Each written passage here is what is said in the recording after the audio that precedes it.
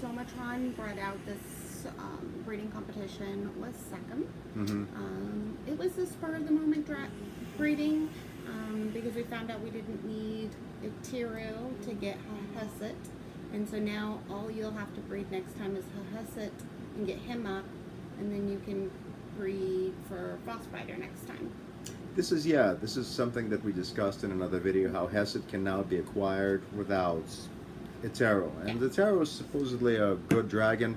Actually, all the dragons in Saphire and Garnet are good. It's just they're very fucking expensive. And if you can bypass getting them, I mean, unless you want to collect all of them, I mean, try to bag breed.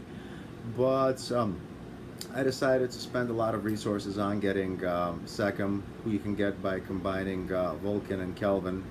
And if I would have gotten him first, I would have gone along the path of Apophet. I went the path of Mehaten, and I wound up getting Zaru first, and I have Avalanche, whom I also call Flabadon. But right now, for me to be able to start looking in the direction of getting a mythic Garnet, Aquilius, and Aquinas, I would have to get Frost. And to get Frost, I would have had to get Hauhesset. And to get Hauhesset, I had to get Scorchel, and so on and yada yada. Anyway, we do have a video right now that you can get Hauhesset without getting Iteru, but you'll still need Scorchel. And in this sheet that I had shown for the breeding Frostbiter path, Iteru is no longer required, but if you use Sekhem plus Hauhesset, you will breed Frostbiter. Now, for those of you who are fans of Hunter Dragons, he's supposed to be fantastic. I mean, it went from the shittiest dragon who looked like in that line, Garzev, and then it went to Whalgnower, then it went to... the Gas Brothers? No, honey, we started with the Gas Brothers. I'm talking about Luxfer, who was actually available in a Black Bloods event. He actually looked like a studded leather bound... Never seen. No, he's in the Divine Dragons. He's on that list, but he's not available along there with other great personalities like Drayus, Dimacarius, Joculus, very strange name for a dragon. Anyway, yes.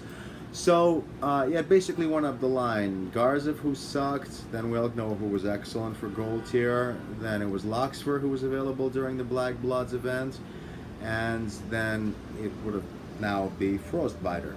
So they all look alike, just different color patterns, and that's an excellent hunter dragon. But yes, so Sekhem will be requisite towards getting Frost, and Frost will be requisite for getting Aquilius and Aquinas, and Aquilius and Aquinas will be necessary for getting your first Emerald Dragon. I don't want a blooper here, I don't recall which one it is, but I think you have a choice of whom to get, right? GC or...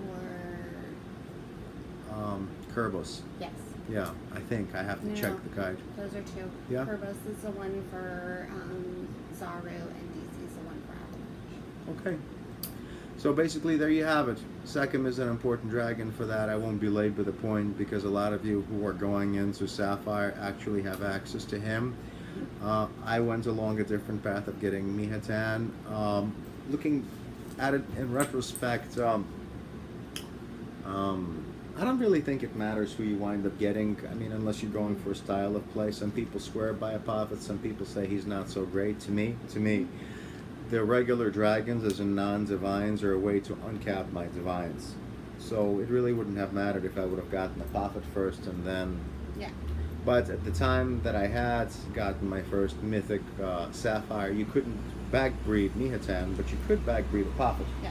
That was my rationale. You could also backbreed Anapa, but I had to wind up getting Anapa at full price as well, which kind of hurt. But anyway, people complain about her as a warrior. She's really not bad. I mean, Scorchel has slightly better spells, but they're all about equal in performance like that.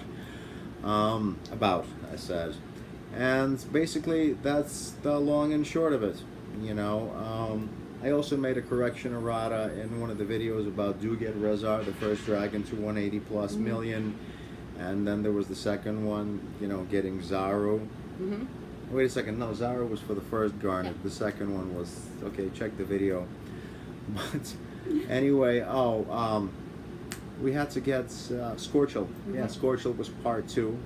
And then I wound up getting Avalanche. And on those videos it says Keto 180 million. No, it's going to be more like 200, maybe closer to 210. because my top 3 divines at level 45 are going to be hitting at about 70 million. Because you gave like. I put a lot of sage. good, yeah, I put a lot of good glyphs and runes on them. Yeah, 56% for my sage. Yeah. So my sage hits at over 70 million. Yeah, and my other dragons are, you know, no slouches either. So basically, yeah, I made that correction errata after I put up the video with Avalanche. It was part 3. It really winds up being over 200 million. But yes, Sekhem is an important dragon. And basically you see that right here. So he will be necessary for combining with Hauhesset. And Hauhesset, you know, he'll be for getting Frost, and Frost will be instrumental for getting Aquilius and Aquinas, who are great dragons, you know, if you want to flip back and forth. Again, to me, these are all ways of unlocking my divines, but for those of you guys who love to ride and actually use the regular dragons, hey, you enjoy them. They're all good. Yes. Anything you want to say to our viewers on a parting note? No, that's all. So folks, like I say in the video, fly in peace, glory peace.